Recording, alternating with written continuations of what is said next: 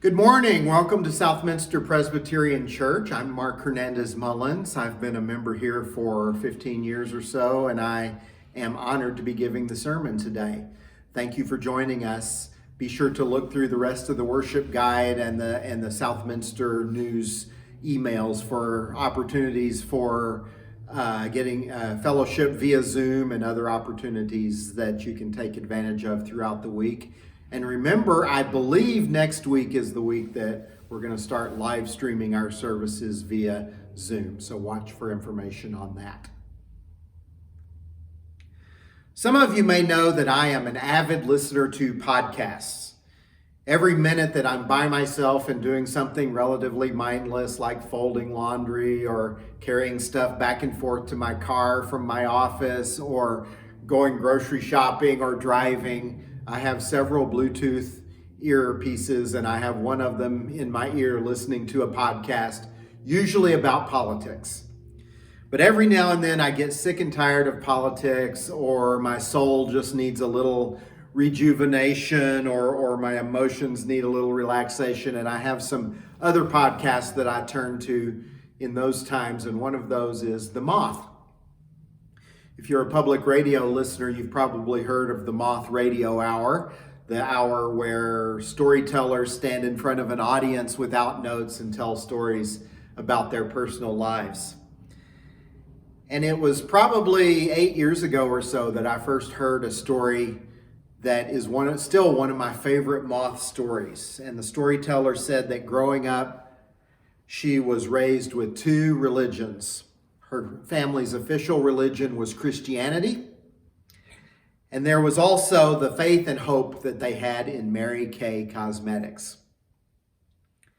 And after she followed her roots and became a Mary Kay beauty consultant and joined an evangelical church, she gradually found these two worlds converging. And so she would be at Target striking up conversations with strangers about lipstick, but she would wonder in the back of her mind, what if this person really what this person really needs is Jesus?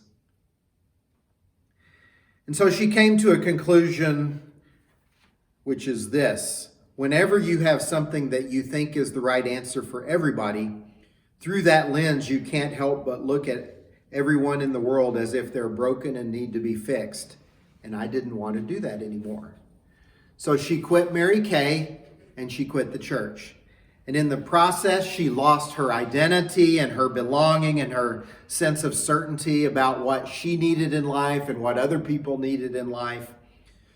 But soon after that, she and her husband moved from Colorado to Brooklyn, New York. And their new neighbors were all super passionate one way or the other about the Park Slope Food Co-op. Some of their neighbors were saying it's the best thing in the world, you need to join it. Other neighbors were saying, no, don't you go within 100 feet of that place. And so someone put her foot down and said, are you going to join the co-op or are you not? And she looked her in the eye and she said, sorry, I don't do religions anymore. That story resonated deeply with me in approximately 2012 when I first heard it. I was going through transitions in my life at the time, and it was deeply resonant with me. And it's still resonant with me today. When this woman said, I don't do religions anymore, she was defining religion as anything that someone thinks is the right answer for everyone.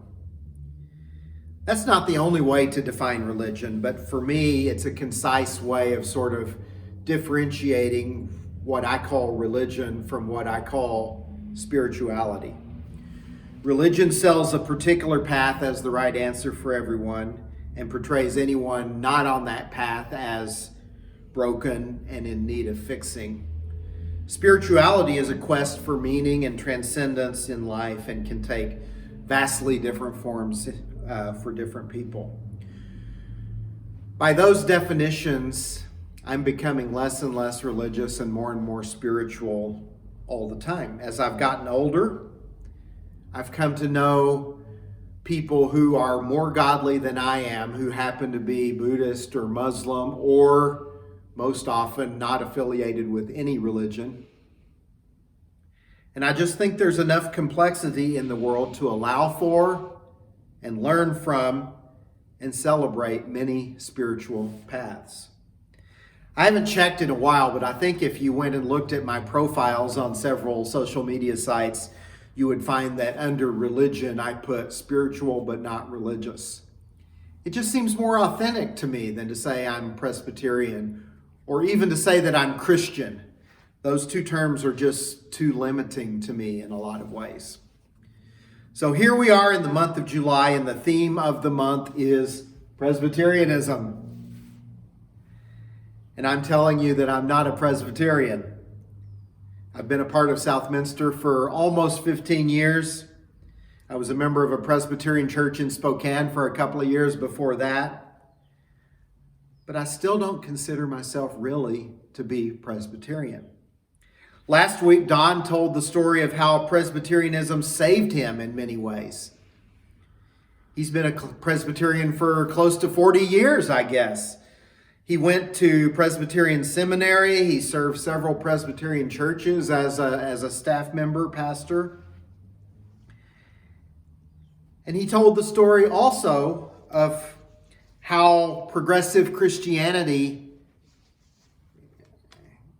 he told the story also of how progressive Christianity has been a bigger and bigger part of who he is over the years. And so I guess my story and Don's story are kind of flipped in some ways. Don came to progressive Christianity through Presbyterianism, and I came to Presbyterianism through becoming more and more progressive in my Christianity. I grew up in an evangelical tradition, in a family that went to church every time the doors were open, Sunday morning, Sunday night, Wednesday night. We lived in Lubbock, Texas, one of several cities around the South that proudly proclaims itself as the buckle of the Bible Belt. Many of you have heard at least snippets of the story of how I got from there to here, so I don't want to spend a lot of time on it, but I went to college and divinity school at the church-related university that my parents went to. And while I was there, I preached part-time at a small African-American church in a rural community not too far away. Those people taught me way more than I ever taught them.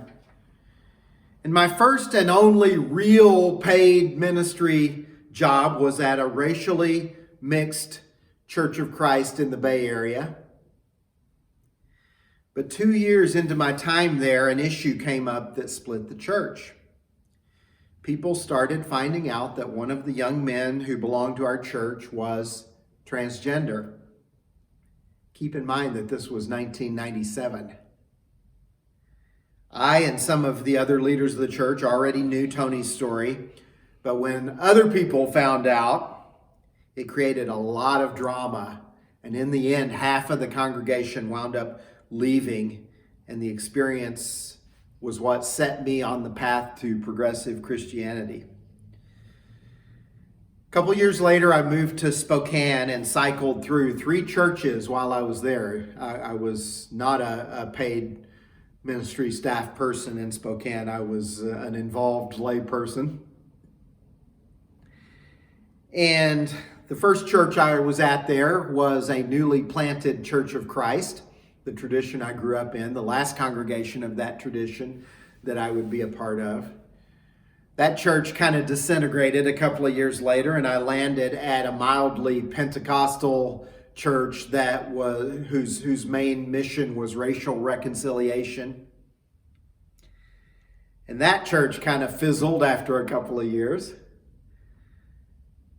And so we landed, my first wife and I landed at First Presbyterian in Spokane. We figured we were kind of tired of startup churches and we wanted something stable. And we landed there. First Pres is not much like Southminster at all. They were theologically moderate. They were not progressive at all on issues like LGBTQ equality. And even then, at that point in my journey, I found myself being annoyed at how conservative some of the things that were said from the pulpit were. But it was a nice respite from startup churches, and the result was that when we got to Portland, we looked at Presbyterian churches first when we were looking for a church home. And we landed at Southminster in 2005.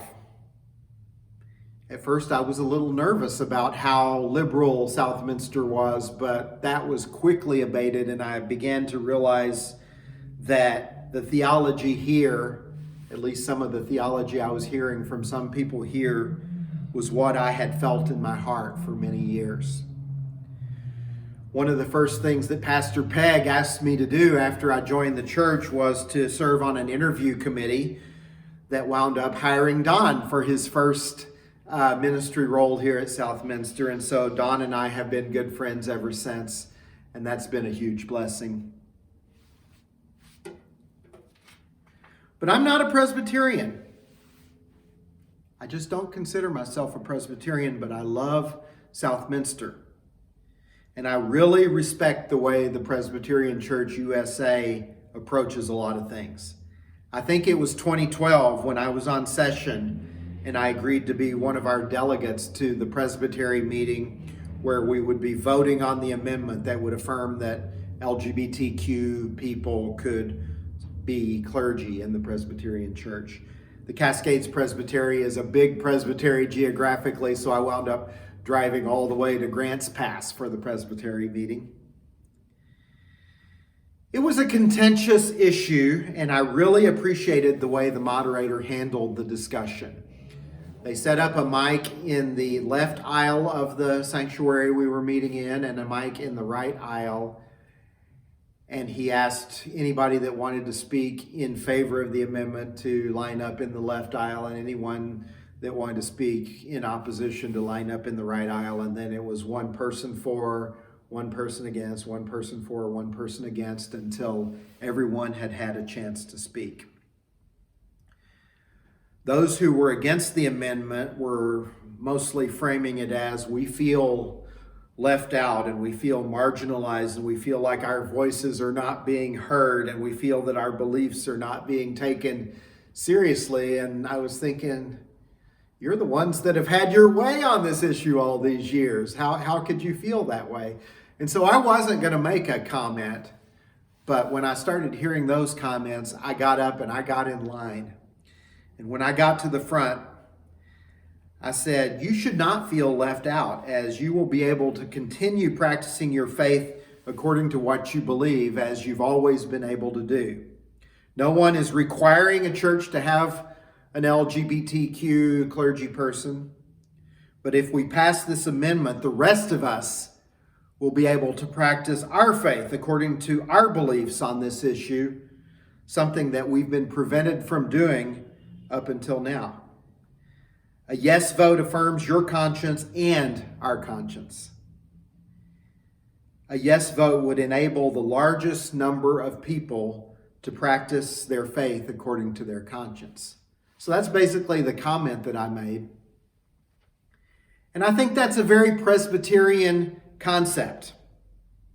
And of course, our Presbytery and the General Assembly passed this amendment, and a couple of years later, we were able to get marriage equality passed in the PCUSA. Southminster played a role in that. But no church is required to perform any specific wedding. And of course, no individual is required to marry a same-sex partner if they don't want to. But more people are able to live out their faith in an authentic way. One of the great things about Presbyterianism, and especially about Southminster, is that we honor a variety of paths because we listen to each other. That's the reference to my scripture reading out of the book of James.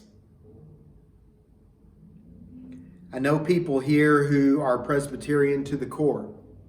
They've been Presbyterians all their lives. They will always be Presbyterians. If Southminster disappears, they will find another Presbyterian church to go to.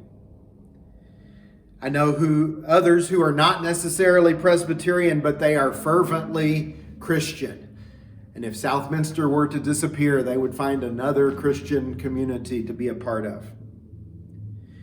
And I know there are a number of others in this congregation who, like me, it's a little more complicated than that. And I think that's extremely healthy, that we have these different journeys and these different perspectives represented here at Southminster. I think that's really healthy, and I think that's what the church is all about, actually, in many ways. And that's why I have pitched my tent here for now and for the foreseeable future. I've pitched my tent in Christianity, and I've pitched my tent in Presbyterianism, and most of all, I've pitched my tent here at Southminster. I really love my church community. Amen.